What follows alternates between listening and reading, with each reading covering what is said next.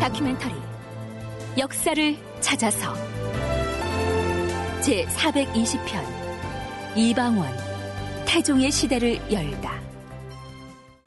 정종 2년, 서기로는 1400년인데요. 이때 7월쯤 되면 상왕으로 물러난 태조 이성계와 실질적으로 조정 권력을 휘어잡고 있던 세자 이방원 사이의 권력 판도에 갈등 양상이 나타납니다. 이 무렵 이성계는 자신의 충직한 신하였다가 무인년의 제1차 왕자의 난 때 방원에게 협조한 사람들을 한 명씩 지목하면서 처벌을 하라고 고집을 부리는데요. 그러자 의정기관인 삼성에서 국왕인 정종에게 소를 올려 태조를 비판하고 나섭니다. 주상 전하, 대저 효도라는 게 무엇이옵니까? 옛사람들은 부모의 명령에 따르는 것만을 효도로 여기지는 않았사옵니다. 마땅히 그 과실을 바로잡는 것을 효도로 여기시옵고, 아무런 죄가 없이 귀양간 이무, 조영무, 조원 등을 다시 조정으로 불러올리시옵소서. 다시 조정으로 불러들이시옵소서. 아버지가 시키는 대로만 하지 말고 태조 이성계의 고집 때문에 부당하게 귀양간 사람들을 다시 불러올리라는 얘기죠.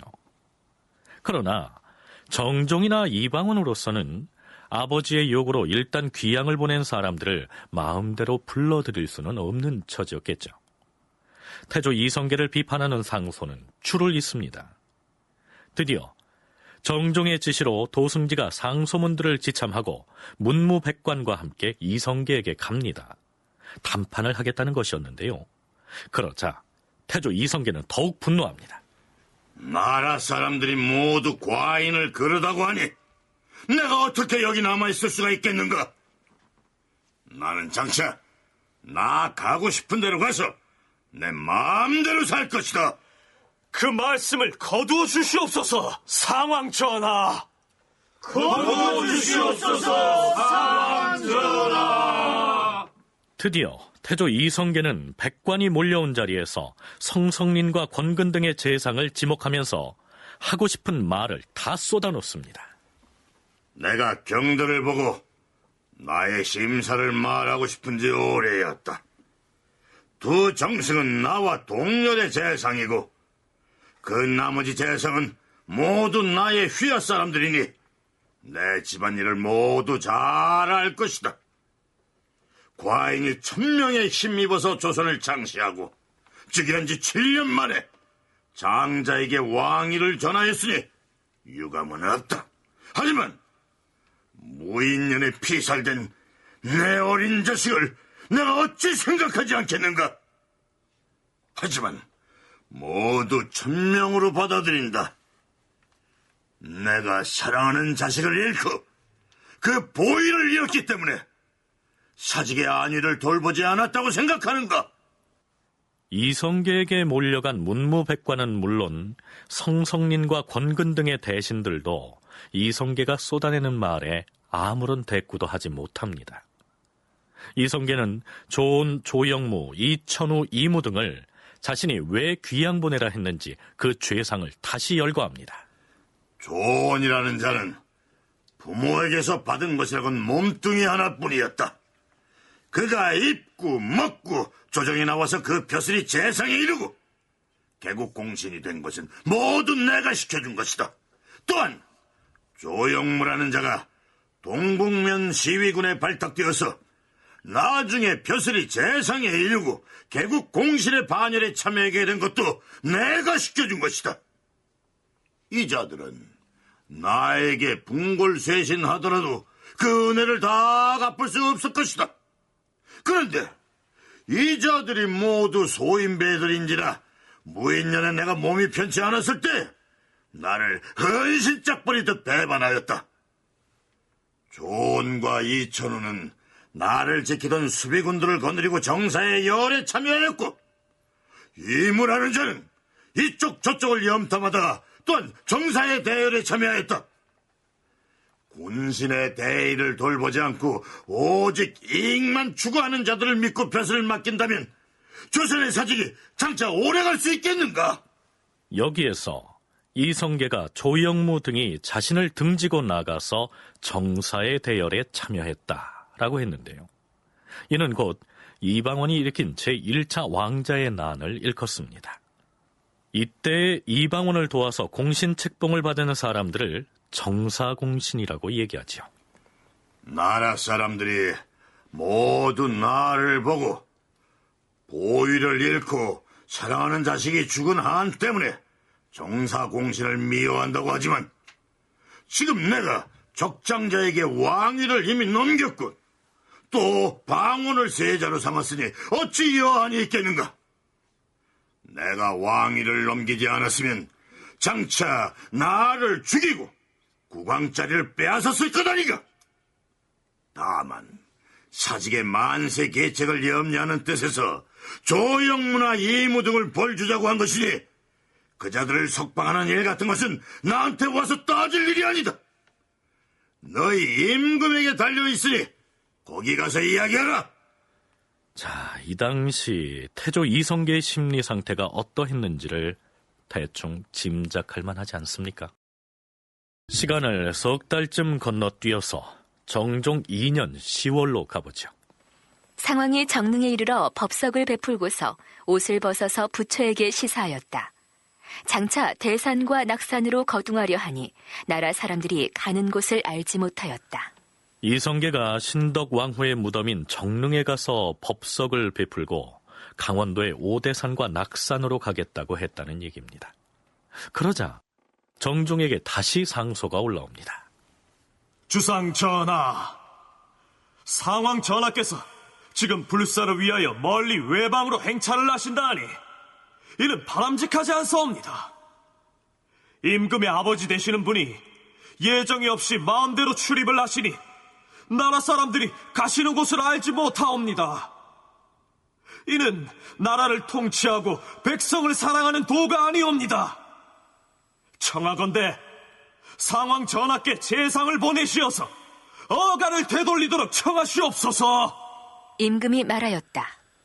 상왕의 뜻이 이미 정해졌으니 비록 재상을 시켜 청한들 무슨 소용이 있겠는가?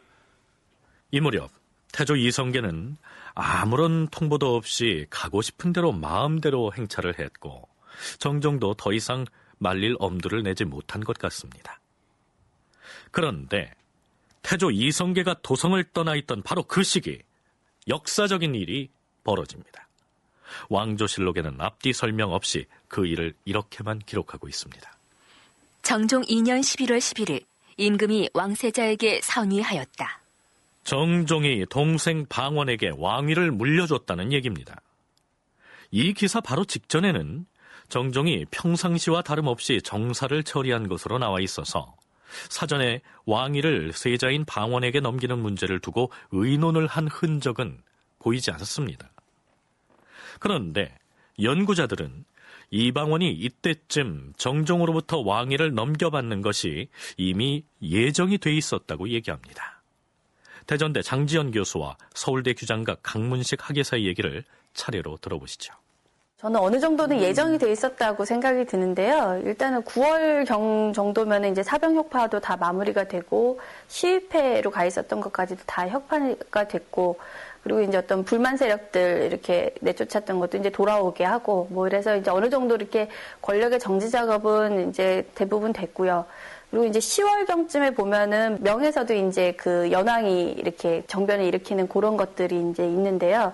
그런 이제 명이 약간 그 혼란한 틈을 타서 이제 선의를 하는 그런 것들이 같이 겹쳐져 있지 않나라는 생각이 듭니다. 그래서 좀 뭐 상당 부분은 예정되어 있지 않았는가라고 이제 생각이 들고요.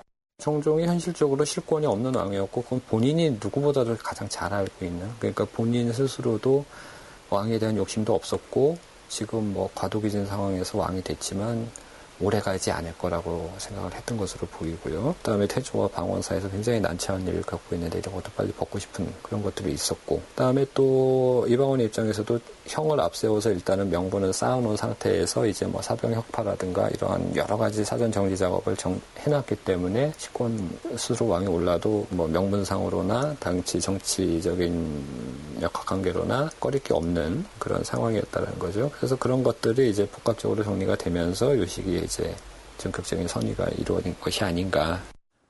정종 재위 기간에 사병 혁파 등의 작업을 주도했던 사람은 당연히 세자인 방원이었고, 그것은 곧 자신이 왕위를 넘겨받기 위한 정지 작업이었으며 이제 그 준비가 끝났으니 스스로 왕위에 오른 것이다. 이러한 얘기입니다. 정종이 이방원에게 왕위를 물려준 과정을 실록에서는 이렇게 기록하고 있습니다. 판삼군부사 이모는 교서를 받들고 도승지 박성명은 국보를 받들고서 인수부에 나아가서 올리니 세자 방원이 울면서 받지 않았다. 임금이 세자에게 전지를 내렸다. 내가 어려서부터 말 달리고 활 잡기를 좋아하여 일찍이 학문을 하지 않았는데 저 귀한 이래로 임금의 혜택이 백성에게 미치지 못하고 재앙과 변개가 거듭되고 있으니 내가 비록 조심하고 두려워하나 이를 어쩔 수가 없다. 세자는 어려서부터 학문을 좋아하여 이치에 통달하고 크게 공덕이 있으니 마땅히 나를 대신하도록 하라. 세자가 부득이하여 임금의 자리를 물려받았다. 정종이 내린 교서는 이러하였다. 돌이켜 생각하건대 우리 조선을 개국하는 데에 세자의 공이 많았다. 그러므로 당초에 모두 세자를 왕으로 세우자는 것이 중론이었는데 뜻하지 않게도 일부 간신들이 어린 얼자를 내세워서 종사를 기울어뜨리려 하였다. 하늘이 그 충심을 달래야 계책을 세워 종사를 편안케 하였으니 이 또한 세자의 공에 힘입은 것이다. 애당초에 이방원이 세자로 책봉받았어야 했는데 정도전 등이 어린 방석을 내세워서 종묘사직이 위태로웠으나 방원이 왕자의 난을 일으켜서 물리쳤다. 이런 내용이죠. 이어지는 정종의 교서 내용은 이렇습니다. 나라는 이때 이미 세자의 차지가 되었으나 내가 적장자라 하여 즉위하도록 명을 받게 되었다.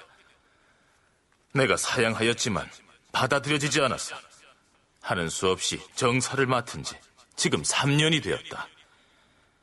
그런데 인심이 돌아서고 황충과 가뭄의 재앙이 이어지니 진실로 과인의 부덕한 소치로 말미암은 것이므로 두렵고도 부끄러웠다. 하물며 내가 본래 풍질이 있으므로 무거운 짐을 내려놓아 덕 있는 사람에게 부탁해볼까 생각하였다. 이제 세자에게 명하여 왕위를 전하여 즉위하게 하노라. 나는 장차 물러나 사삿집으로 돌아가서 한가롭게 놀고 편안히 봉양받으면서 백세를 보전할 것이다. 정종이 물러나면서 또 한 가지 핑계로 삼은 것이 풍질입니다. 실제로 정종이 풍을 앓고 있었는지는 확인할 수가 없는데요. 어찌됐든 정종의 양위교서에는 그가 왕위에서 물러날 만한 결정적인 하자는 담겨 있지 않습니다. 그래서 숙명여대 한희숙 교수는 아마도 이방원 측근 세력에 강압이 있었을 것으로 파악합니다. 풍지를 핑계로 별궁으로 물러앉고 태종에게 이제 선의를 하니까 태종이 울면서 사양을 했다라고 합니다. 아마 이런 액션은 취했겠죠. 바로 받는다라기보다는. 그래서 이제 태종이 울면서 사양해도 되지 않았기 때문에 드디어 수창궁에서 즉위했다라는 이러한 이제 기사가 나오는데, 이거는 이제 짜여진 극본이고 쉽게 얘기하면 실제로는 정종이 실권을 잃어버리고 태종의 그 주변 세력들에 의해서 양위하라는 그러한 압력을 이제 느끼고 또 심지어는 생명까지도 위협을 느끼면서 이렇게 그 동생 방원한테 왕권을 넘겨준 것이 아닌가 이렇게 생각이 듭니다. 무서운 동생이었죠. 이제 이방원이 임금의 자리에 올라 국왕이 됐고 그에게 왕위를 물려준 정종은 상왕으로 불리게 됐으며 이성계는 태상왕이 된 것입니다. 자, 그렇다면 자신이 도성을 떠나서 오대산에 가 있는 중에 두 아들 사이에 전격적으로 이루어진 이 왕위 교체를 이성계는 어떻게 받아들이고 있었을까요? 정종이 좌승지 이원을 태상왕에게 보내서 세자에게 왕위를 물려줄 뜻을 구하자 태상왕이 말하였다. 왕위를 물려주라 할 수도 없는 노릇이고 물려주지 말라고 할 수도 없는 일이 아닌가. 이미 왕위를 주고받았으니 내가 대체 무슨 말을 하겠는가. 자, 강문식 학예사의 얘기 들어보시죠. 이성계 입장에서는 가장 원하지 않는 시나리오가 됐다라고 볼 수가 있어요. 그러니까 가장 신뢰할 수 없고 어떻게 보면 원수처럼 생각했던 아들이 이제 왕이 되는 것. 그러니까 물론 본인이 막을 힘은 없지만 가장 원치 않았던 시나리오가 이루어졌고 그나마도 이제 자기하고 한마디 상의도 없고 물론 상의했다고 반대할 수 있는 상황도 아니지만 상의도 안 했고 또 자기가 사후를 비운 사이에 이루어졌고 그러니까 이성계 입장에서는 아들들에게 상당한 배신감을 느낄 수 있는 그러면 한편으로는 이제 권력에서 밀려난 그런 어떤 소외감이나 울분 이런 것들이 상당히 강하게 들 수 있는 그런 상황이었다라고 할 수 있겠죠. 그런데 장지연 교수는 이방원이 왕위를 물려받는 문제에 대해서 사전에 이성계와 의논을 하려고 시도했을 가능성이 있다고 얘기합니다. 왕위를 주고받았다는 기사 직전에 이러한 내용의 기록이 보이기 때문이죠. 태종 2년 10월 26일 법왕 도승통 서로를 신도인 한양으로 보내서 상왕을 모시고 오도록 청하였는데 응하지 않으니 서로가 상왕을 모시고 오대산으로 갔다. 11월 1일에는 삼사우사 이직을 오대산으로 보내서 상왕을 문안하게 하였다. 태조가 한성으로 갔는데 그거를 갖다 이제 이렇게 모셔오려고 하는 거를 이렇게 보면 뭔가 이제 태조까지 모셔다 놓고 뭔가를 하려고 했던 게 사실은 밑에서 돌아가고 있지 않았나라는 그런 생각이 듭니다.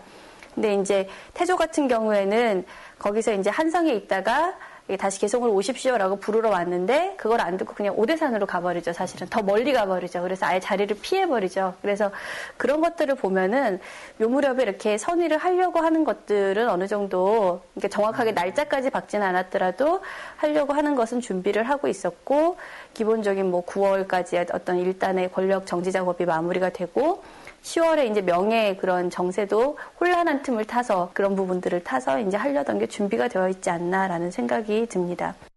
이방원, 즉 태종의 즉위식은 서기 1400년 11월 13일에 거행되는데요. 즉위식이 거행된 직후에 오대산에 갔던 이성계가 개경으로 돌아옵니다. 장지연 교수의 말 맞다나 이방원이 정종으로부터 왕권을 넘겨받는 상황은 이미 예정이 돼 있었고 이성계가 그것을 피해서 일부러 오대산에 갔다가 즉위식이 끝나자마자 돌아오는 것처럼 보이기도 합니다. 자신이 개입해서 방원으로부터의 왕권 이양을 막을 수 없을 바에는 차라리 현장을 피해서 멀리 오대산에 다녀옴으로써 왕위 교체를 묵인하지 않았겠느냐. 이러한 분석이죠. 형인 정종을 밀어내고 왕위에 오른 태종으로서는 어떻게든 아버지인 태조로부터 인정을 받는 일이 무엇보다 중요했겠죠. 주상 전하, 태상왕 전하 깨워서 오대산을 출발하여 개경으로 돌아오신다는 전갈이 왔사옵니다. 오, 그래. 듣던 중 반가운 소리로구나. 여봐라, 연회를 준비하라 이르라. 아버님을 기쁘게 해드릴 것이니 정성을 다해서 아니다. 어찌 내가 대궐에 편히 앉아서 아버님이 당도하시기를 기다리겠느냐. 아버님을 영접하러 가야겠으니 행차를 준비하라. 예, 전하. 하운데 태상왕 전하를 어디에서 영접하실 것이옵니까? 되도록 멀리 나가서 맞이할 것이다. 장단으로 가자. 태상왕이 오대산으로부터 돌아오니 임금이 장단의 마천에 거둥하여 맞이하였다.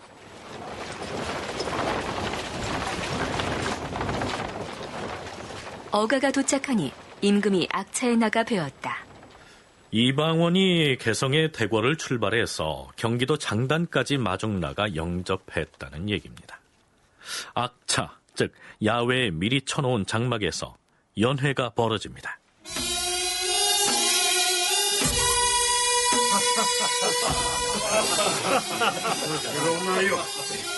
임금이 악차에 나가서 태상왕을 뵙고 연회를 베풀었다. 태상왕 전하, 만수무강하시옵소서. 만수무강하시옵소서. 종친과 대신들이 번갈아 일어나서 술잔을 바치며 축수하니 태상왕이 심히 즐거워하여 밤이 된 뒤에야 파하였다. 태조 이성계가 이방원이 야외 장막에서 베푼 연회에서 정말로 그렇게 흠뻑 기뻐했는지는 알 수가 없습니다. 어찌됐든 그날 밤에 개경으로 돌아오는데요. 이튿날 아침, 태상왕 전하, 문안인사 올리겠사옵니다. 들어오너라. 예. 오대산에서 돌아와 이방원으로부터 처음 문안 인사를 받는 자리에서 태조 이성계는 의미심장한 말을 합니다. 이방원이 즉위하고 나서 처음 건네는 말인 것으로 사서에 기록되어 있는데요. 자, 뭐라고 하는지 들어보시죠. 너의 형이 임금 자리에 있을 때 나에게 약속한 말이 있다. 무슨 말씀을 약속하였는지 가르쳐 주시옵소서. 한양으로 환도하여서 아비의 마음을 위로해 주겠노라 하였다. 그때 한양 환도의 약조가 이미 정해졌었는데 네가 그 뜻을 이어받겠느냐? 제가 어찌 감히 아바마마의 명을 따르지 않겠사옵니까? 태조 이성계는 왕위에 오른 아들 방원에게 정종이 했던 한양 환도의 약속을 지킬 것을 명해 다짐을 받습니다. 도읍을 한양에서 다시 개경으로 옮겨온 이후로는 한양을 새로 만든 도읍이라는 의미의 신도라고 불렀었는데요. 바로 그 신도인 한양에다 종묘와 사직을 둔 채로 개경으로 옮겨왔기 때문에 개경이 온전한 도읍지의 구실을 못하고 있다는 점이 문제였습니다. 태조대에 그 한양 천도한 다음에 여기에다 이제 종묘와 사직을 건설을 했거든요. 이게 종묘 사직이 상징적으로도 나라를 대표하는 거지만 현실적으로도 굉장히 중요해요. 그러니까 종묘는 이 역대 선왕들에게 제사를 올리는 곳이고 사직은 농사의 풍년을 기원하는 그런 토지신과 곡식신에게 제사를 올리는 것인데 이게 이제 왕이 올리는 제사, 국가제사 중에 가장 등급이 높은 것들인데 그래서 궁궐보다도 종묘 사직을 먼저 건설을 했는데 이건 지금 한양에 있거든요. 그러니까 종묘와 사직이 수도에 없다는 거는 이것도 굉장히 큰 문제는 거예요. 왜냐면은 전통시대에 수도를 건설할 때 핵심적인 게 좌묘우사라고 해서 궁궐의 좌측에는 종묘가 있고 우측에는 사직이 있다. 이게 기본 설계인데 지금 현재 개경의 수도는 그 기본 설계가 빠져있는 상황이에요. 미완, 불완전한 수도란 말이죠. 그런데 얼마 뒤인 그해 12월 22일에 궁궐에 화재가 발생합니다.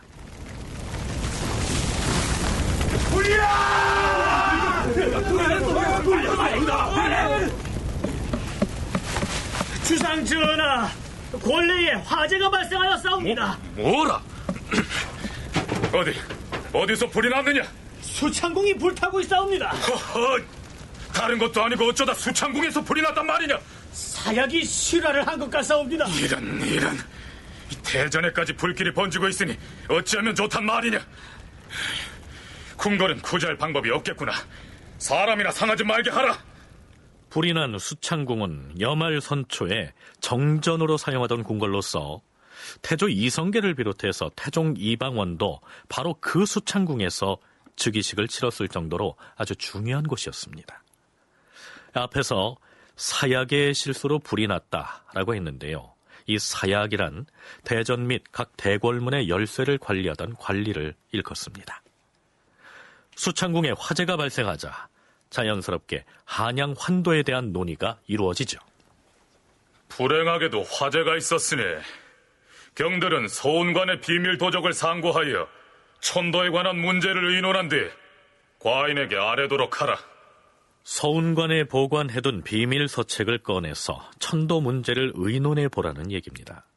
그러자 처음에 개경에서 한양 천도를 의논할 때처럼 또 이런저런 의견들이 백가쟁명으로 분분했던 모양입니다.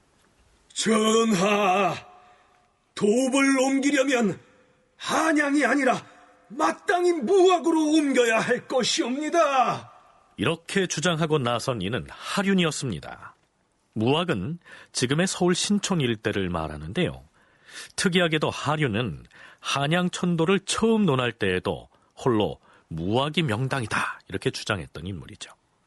풍순이 도참이니 하는 것들을 들먹이면서 의견이 분분해지자 태조 이성계의 요청에 의해서 한양으로 다시 돌아가는 문제를 논의하도록 명했던 태종으로서는 이러한 중구난방식의 상태를 방치할 수가 없었겠죠. 지금 풍순이 참이소리네 하는 말들이 이러쿵저러쿵 그치지 않아서 인심을 현혹하는데 그 얘기들을 모두 받아들여야 하는 것인가? 아니옵니다, 전하. 따르지 마시옵소서. 새 도읍지인 한양은 부왕께서 창건하신 곳인데 어찌 다른 곳에 따로 도읍을 세워서 백성을 수고롭게 하겠는가? 앞으로는 술수에 관한 글인들이나 사적은 일절 금하도록 하라. 이후 한양으로의 환도 문제에 대한 논의는 잠시 소강 상태에 접어듭니다. 사실 이성계가 한양으로 환도하도록 이방원을 압박한 것은 물론 자신이 건설했던 한양 도성으로 돌아가고 싶은 마음이 간절한 탓도 있었겠죠. 하지만 이미 권력의 끈이 떨어져 버린 자신의 처지에서 그래도 무엇인가 스스로의 자존감을 내세우기 위한 카드였을 가능성도 큽니다. 이성계가 건 마지막 조건이라고 생각이 드는데요. 그러니까 태종한테 네가 왕위에 올랐고 그걸 나에게 인정을 받으려면 해야 되는 최소한의 일이 한양 환도다. 한양으로 돌아가라 라고 하는 그런 뉘앙스였다고 생각이 됩니다. 그러니까 사실은 그 즉위한 이후에 이성계가 바로 얘기한 첫 번째 조건이니까요. 첫 번째 조건이고 가장 강력한 조건입니다. 그래서 한양으로 돌아가라 라고 하는 얘기를 태종한테 강력하게 한 거죠. 했는데 뭐 무학으로 천도 얘기하는 거는 사실은 하륜만 계속 얘기를 하는 거고요. 하륜의 개인적인 굉장히 직견이었던 것 같습니다. 그래서 뭐 태조대에도 그 무학을 얘기를 했고 태종대에도 이제 다시 한번 기회가 오니까 하륜은 자신의 직견을 얘기를 한 건데 뭐 그때도 그렇고 이때도 그렇고 태종대에도 그렇고 무학에 대해서는 그 하륜 외에는 그다지 그 찬성하지 않는 그런 상황이 되고요. 태종 이방원의 입장에서 볼 때도 아버지로부터 왕권을 인정받는 일이 무엇보다 중요한 터에 아버지가 요구하는 한양 환도를 들어줄 필요가 절실했다는 것이죠. 이성계는 한양에 대한 애착이 굉장히 강했습니다. 이런 상황에서 이제 이성계는 아들들한테 계속 권력에서 밀려있는 상황에서도 자기의 어떤 입장을 피력할 수 있는 그러한 것으로 이제 한양 천도를 내세웠던 것으로 보이고요. 태종 이방원의 입장에서는 이제 뭐 어떻게든 아버지로부터 인정을 받아야 본인의 이제 왕권이 이제 정통성을 인정을 받을 수 있는데 아버지로부터 인정을 받을 수 있는 길이 뭐냐, 동생도 죽이고 뭐 여러 가지 그동안에 이미 고려 말에 정몽주를 죽일 때부터 하여튼 아버지하고 계속 이렇게 벌어져 왔던 그 세월을 메꿀 수 있는 방안 중에 가장 현실적인 방법이 한양천도였거든요. 여기까지는 조선 왕조실록 중 정종실록에 기술되어 있는 내용이었습니다. 태종 이방원의 치세에 대한 본격적인 내용은 태종실록에서 탐색하게 될 것입니다. 조선의 제3대 임금인 태종 이방원은 서기 1400년부터 1418년까지 18년 동안이나 재위하게 되는데요. 자, 그럼 지금부터 태종시대의 조선 역사를 함께 탐색해 보도록 하죠. 태종실록의 총서를 보면 태종 이방원의 성품과 용모를 이렇게 설명하고 있습니다. 태종은 나서부터 신이하였고 자라면서 영명 예지하기가 출중하고 글 읽기를 좋아하여 학문이 날로 진보되었다. 명나라 홍무 15년에 고려의 진사시에 오르고 이듬해에 병과에 합격하였다. 태종이 세상을 구제할 뜻이 있어 능히 몸을 굽히어 산비들에게 겸손하였다. 태조께서 대접하기를 여러 아들보다 다르게 하고 현비 강씨도 또한 기이하게 여기고 사랑하니 태종이 또한 효성을 다하였다. 태조가 높은 코에 용의 얼굴이었는데 태종의 용모가 이를 닮았다. 이성계의 다섯째 아들로 태어난 이방원은 형제들 가운데서 유일하게 과거에 합격을 했습니다. 영특하다는 점은 인정할 만하겠죠. 그런데 현비 강씨도 방원을 특별히 사랑했고 그 역시 강 씨에게 효성을 다했다는 이 표현은 별로 실감이 가지가 않습니다. 현비 강 씨는 태조 이성계가 두 번째로 맞이한 왕비로서 방원의 친어머니가 아니고 방석과 방번의 어머니였죠. 결국 방원은 왕자의 난을 일으켜서 자신의 이복 동생인 방번과 방석을 죽였으니 자신을 특별히 사랑한 현비 강 씨에 대해서 그의 두 아들을 죽이는 것으로 보답을 한 셈입니다. 자, 그렇다면 실제로 태종의 정치적 성향은 어떠했을까요? 숙명여대 한희숙 교수의 얘기입니다. 정치적인 성향으로 본다면은 태종은 집권 초기부터 왕권 강화를 위해서 모든 악역을 담당했던 매우 강경한 스타일의 그러한 정치가였다고 생각이 됩니다. 태종이 이제 왕위에 오를 때 어떤 말을 하느냐 하면은 강명한 임금이니 건세가 반드시 아래로 옮겨지지 않을 것이다. 이렇게 그 얘기를 합니다.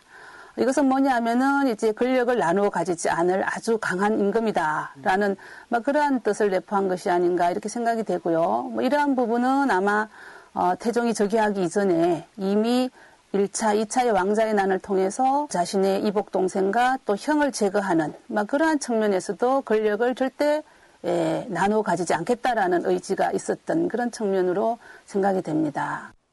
권세가 아래로 옮겨지는 것을 용납하지 않을 성품이라는 이 이성계의 평가가 인상적입니다.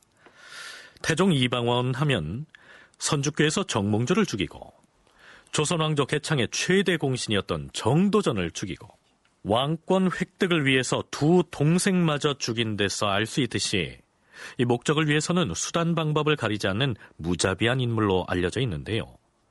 진주교대 윤정 교수는 냉혹한 권력 찬탈자라는 이 태종에 대한 이미지는 상당 부분 그의 실록이 편찬될 무렵에 인식이 투영됐다는 점을 참고할 필요가 있다고 얘기합니다.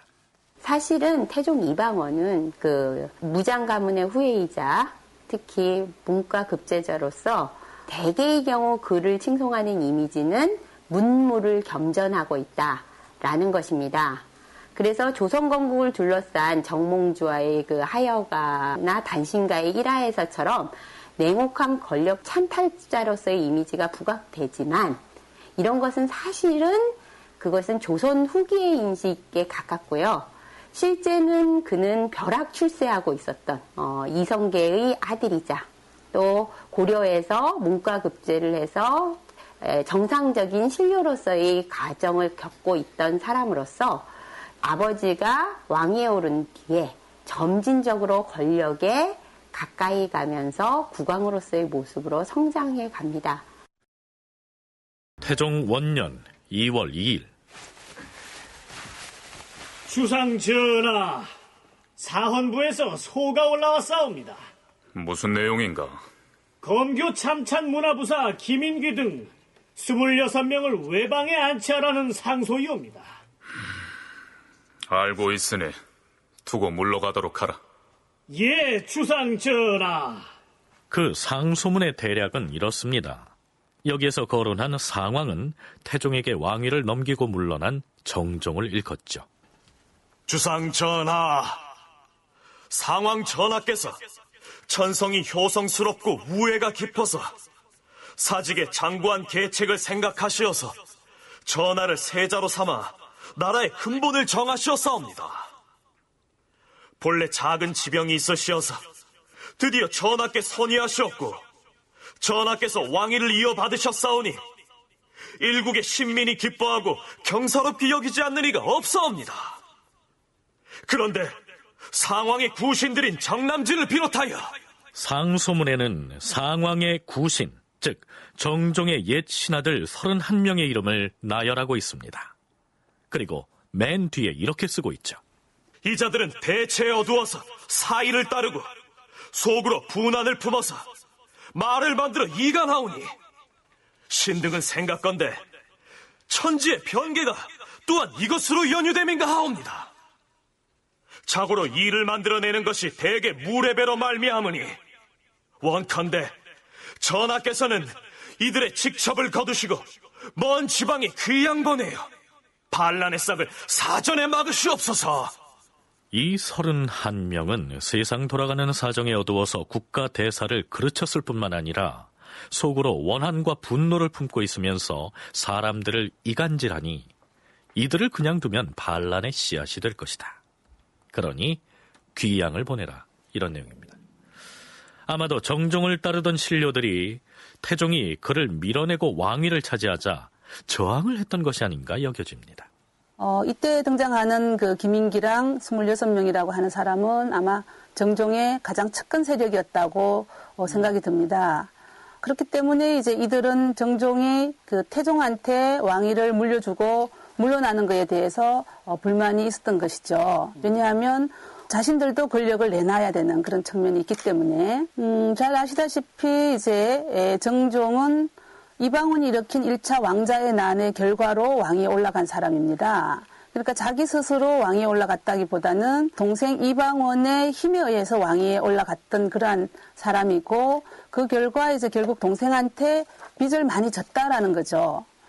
그런데 비록 정종이 국왕의 자리에 있었지만 그 자체가 동생인 이방원에게 이끌려서 임시로 임금 자리에 앉아 있었던 것이고요. 또한 군권을 비롯해서 모든 권력을 이방원이 틀어쥐고 있었기 때문에 정종은 아무런 힘이 없는 허세였다. 이것이 일반적인 인식입니다.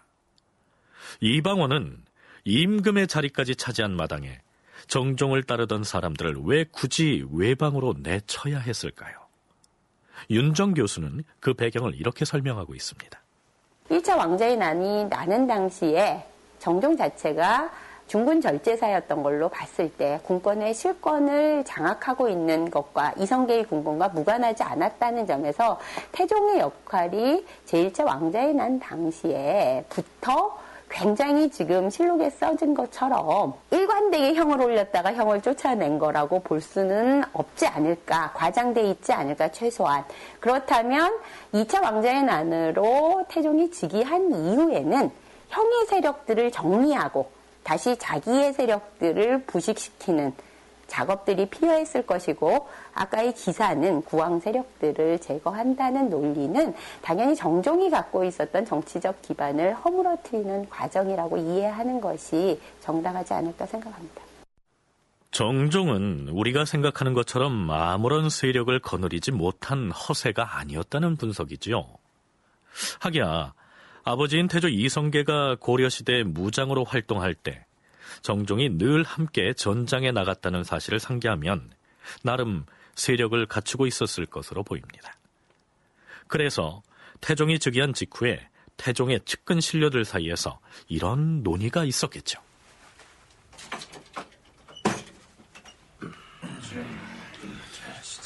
들어앉으십시오. 아니, 전하께서 상황으로 물러나고 우리가 모시던 주군께서 왕위에 올랐으니 이제 만사가 다 이루어진 셈인데 무슨 화급한 일이 있어서 회합을 갖자고 한 것인지. 비록 우리의 주군께서 전하의 선의를 받아서 지존의 자리에 올랐다 하나 왕위를 빼앗긴 저쪽에서 무슨 일을 벌일지 모르지 않습니까? 아니, 물러난 전하께서는 지병도 있는 데다 본래 성품이 우애롭고 효성스러운 분이 아니오. 왕위를 뺏겼다고 동생을 상대로 무슨 일을 벌일 뿐은 아니지 않습니까? 그게 그렇지가 않습니다. 왕년에 태상왕 전하를 보필해서 전장을 누비던 용맹 높은 무장 출신이에요.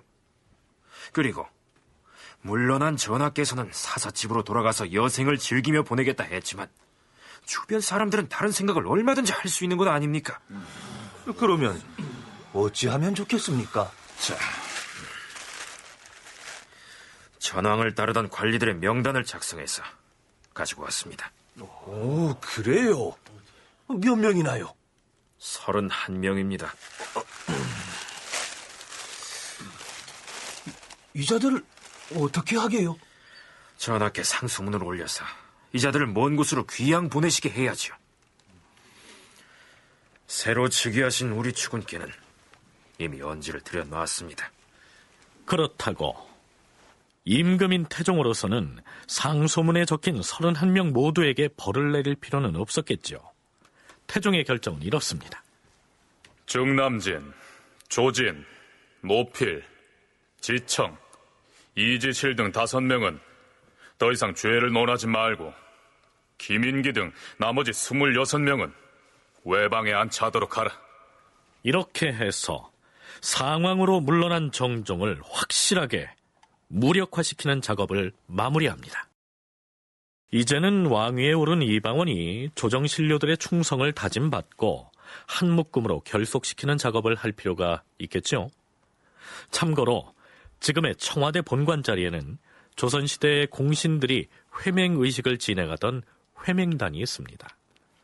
신병호가 지은 조선의 공신들이란 저서에서 나오는 이 회맹의식을 잠시 소개하면 이렇습니다. 공신 회맹은 매우 엄숙한 분위기에서 치러졌다. 왕과 왕세자가 직접 참석했으며 회맹에 참석하는 이들은 7일 전부터 마음과 몸을 깨끗이 하고 부정한 일을 멀리하였다. 제사와 사표를 위해 피를 제공할 희생물로는 소, 양, 닭, 돼지 등이 애용됐다. 왕과 공신들은 제단 앞에서 4번 절을 올렸고 천지신명의 신주 앞에 향불을 태웠다. 그런 뒤 회맹의 하이라이트인 사별동맹을 펼쳤다. 피를 입에 바르는 의식이었다.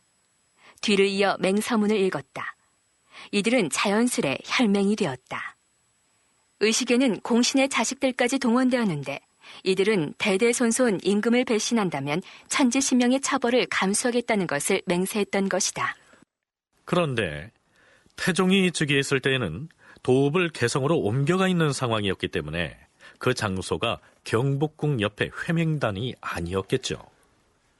마음의 단 아래에서 좌명 공신과 더불어 사별 동맹을 할 것이니 준비하도록 하라. 태종이 이렇게 명을 내립니다. 개경에는 사별 동맹, 즉 회맹의식을 거행하는 곳으로 마음의 단이 있었던 것으로 나오는데요. 아마도 말바위라고 불리던 그곳에 제를 지내는 제단이 있었던 모양입니다. 자, 그리고 또 한 가지. 사별동맹에 참여한 공신들이 좌명공신이었다고 했는데요. 당시 조선의 공신들을 분류하면 조선 왕조 개창의 공이 있는 개국공신이 있고 제1차 왕자의 난 때 이방원을 도왔던 정사공신, 그리고 방간이 일으켰던 제2차 왕자의 난 때 역시 방원을 도와서 방간 세력을 물리치는 데 힘을 보탰던 좌명공신이 있었죠. 자, 이들을 모두 모아서 이방원 지지 세력으로 결속시킬 필요가 있었던 것입니다. 피를 나눠 마신다는 게 소위 말하면 이제 혈맹이다 이렇게도 이제 얘기를 할 수 있는 부분인데요. 과거에 공신 책봉이 있으면 이 공신들은 왕이 즉위하는 데 있어서 절대적인 공을 세웠던 그러한 인물들이고 정치적인 생명을 같이 한다라는 그러한 존재들이 되겠죠. 이 좌명공신은 1401년 태종의 즉위와 더불어서 이제 책봉이 되는 건데 이 2차 왕자의 난을 평정하고 태종이 왕에 오르는데 절대적인 공을 세운 이저라든가 46명에게 내린 공신들입니다. 그리고 이 사별동맹이라고 하는 것은 맹세할 때 그 희생했을 동물을 잡아서 그 동물의 피를 서로 나누어 마셔서 입술을 벌겋게 이렇게 칠하고 이제 죽음을 맹세하는 막 꼭 지키겠다라는 막 그러한 서약을 한다 해서 이제 사별동맹이다 이렇게 얘기를 한다고 합니다. 네, 그러면 그 의식이 과연 어떻게 진행되는지 살펴보기로 하죠. 임금이 마음의 단 아래에 가서 좌명공신과 더불어 사별동맹을 하였는데 임금은 제복 차림이었다. 자, 이때 태종이 제단에서 낭독한 제문의 그 내용은 너무 길기 때문에 일부만 소개하자면 이렇습니다. 조선 국왕은 삼가 훈신 등을 거느리고 황천 상제와 종묘와 사직과 산천의 여러 신들께 감히 고하나이다. 생각건대 어질지 못한 제가 오늘에 이른 것은 실로 종친과 신하들이 힘을 합하여 난을 평정한 데 힘입은 바이오니 그 큰 공을 아름답게 여기어 영원토록 잊기 어렵나이다. 이에 유사에 명하여 길한 날을 가려서 신명께 제사하고 맹호를 맺나이다. 이미 맹세한 뒤에는 길이 한마음이 되어 지성으로 서로 도와 환난을 구제하고 과실을 바로잡아 왕업을 보존하여 자손 만대에 오늘을 잊지 말 것이니 혹시라도 이익을 꾀하여 맹세를 어긴다면 신명께서 반드시 그 자를 죽이시어서 그 화가 자손 만대에 미칠 것이며 저지른 죄가 사직에 관계되는 자는 마땅히 법으로 논할 것이옵니다. 각각 맹세한 말을 공경하여 영원히 이 정성을 지킬 것임을 고하나이다. 태종에 대한 절대적 충성을 맹세하고 이를 어길 시에는 천지신명에 의해 죽임을 당할 것이며 만일 사직의 죄를 지으면 어떠한 처벌도 감수하겠다는 일종의 충성서약 의식인 셈이죠. 그날 밤 태종은 사별동맹에 참여한 공신들에게 연회를 베풉니다. 과인이 친히 오늘의 회맹의식에 참여한 연유를 모르지는 않을 터 오늘 피를 나눠 마신 것이 무슨 의미인지 설명할 것이니 잘 들으시오. 임금이 맹서의 뜻을 자세히 설명하니 공신들이 모두 감복하였다. 자, 오늘은 기쁜 날이니 마음껏 마시고 즐기시오. 성의 망극하옵니다. 악공들은 풍악으로 여라.